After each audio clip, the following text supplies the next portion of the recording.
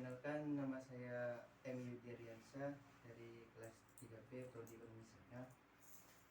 Di sini saya akan menjelaskan atau menerangkan materi yaitu tentang angka indeks. Yang pertama tentang pengertian angka indeks. Nah, di sini ada pengertiannya yaitu angka indeks adalah angka yang digunakan untuk membandingkan dua atau lebih kegiatan yang sama dalam waktu yang berbeda. Nah, di sini berarti ada dua ya, membandingkan dua atau lebih kegiatan, tapi dalam waktu yang berbeda. Nah, di sini angka indeks seringkali digunakan untuk menyatakan tingkat perubahan harga, yaitu kuantitas atau nilai pada suatu periode dibandingkan dengan periode tertentu atau waktu dasar.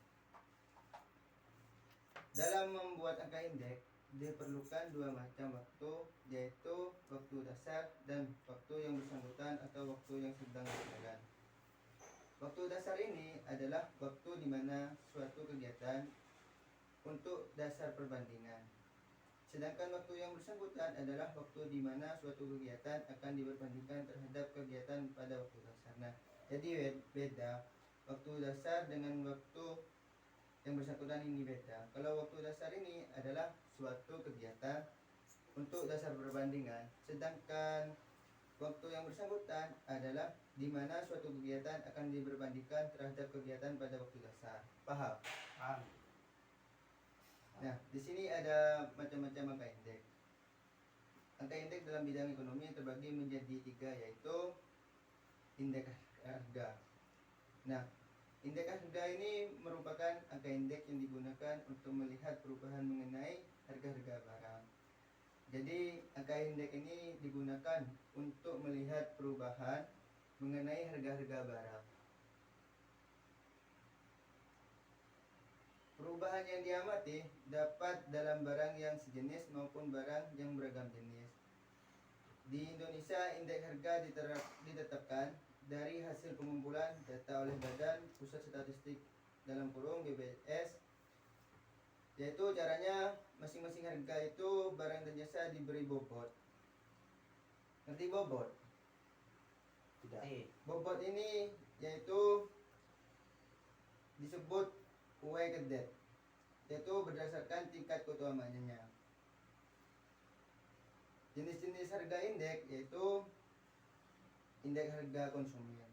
Nah, indeks harga konsumen ini yaitu indeks harga yang mengukur perubahan-perubahan yang terjadi pada harga eceran barang dan jasa yang diminta konsumen dari waktu ke waktu.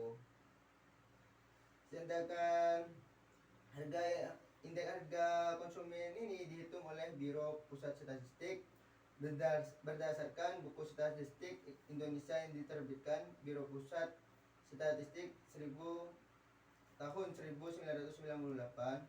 Barang dan jasa yang dihitung IHK-nya terdiri atas 249 sampai 353 jenis komoditi yang dihitung berdasarkan pada konsumsi hasil survei biaya hidup di 44 kota besar di Indonesia. Cara perhitungan dari IHK ini bisa memakai rumus, yaitu rumusnya IHK dengan PN dibagi PQ dikali 100, di mana PN ini disebut harga sekarang, sedangkan PQ ini disebut harga pada tahun dasar. Paham? Paham, Mas? Paham.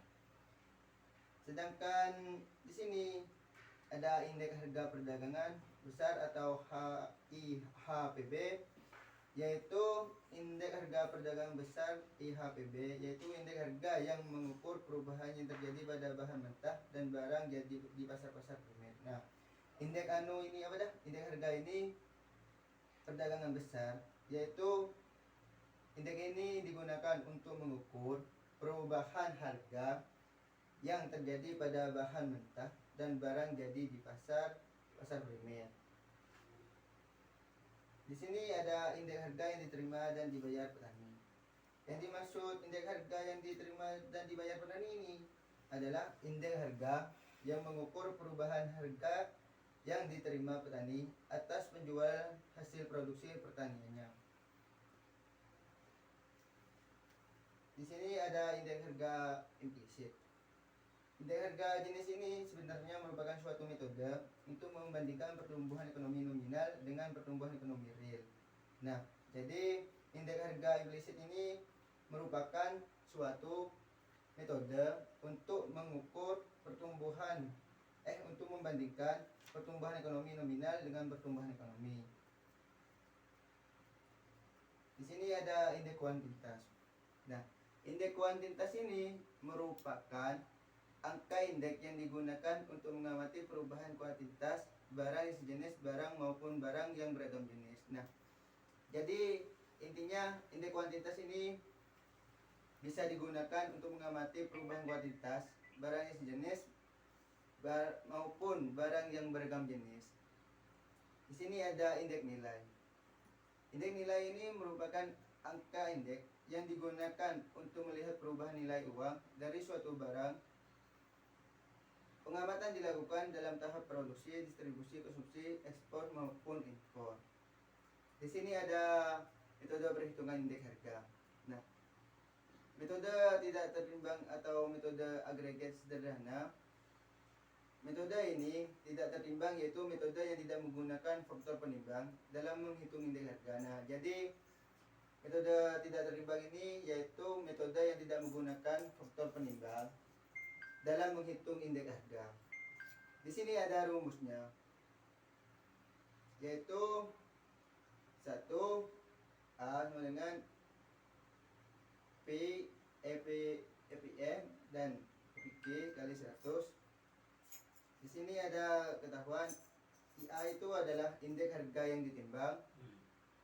Nah, dan PN itu nilai yang dihitung, dan PO itu harga pada tahun dasar. Metode tertimbang.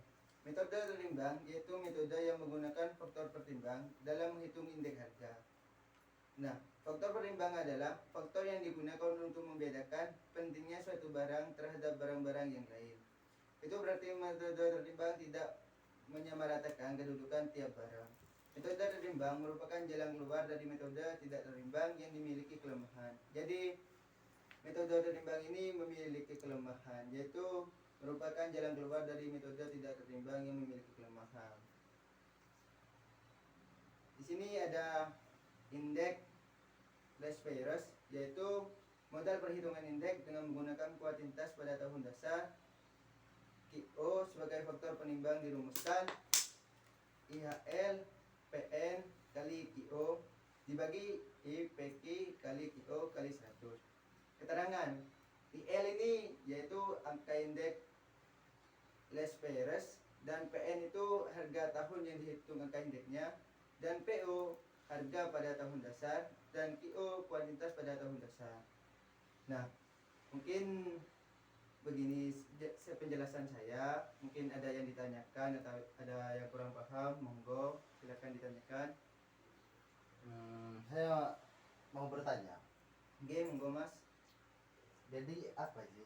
Apa yang dimaksud angka indeks dalam statistik itu tersendiri apa? Maksudnya gimana? Oh, yang dimaksud angka indeks dalam statistik. Ya.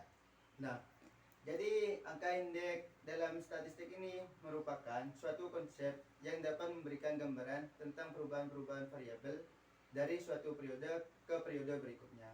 Dengan demikian, angka indeks dapat diartikan sebagai angka perbandingan yang perubahan relatifnya dinyatakan dalam bentuk persentase persen terhadap yang lain.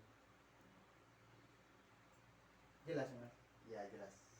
Mungkin dari Mas mau bertanya atau sudah paham? Paham. Ya, kalau sudah paham semua, mari kita akhiri. Assalamualaikum warahmatullahi wabarakatuh. Waalaikumsalam warahmatullahi wabarakatuh.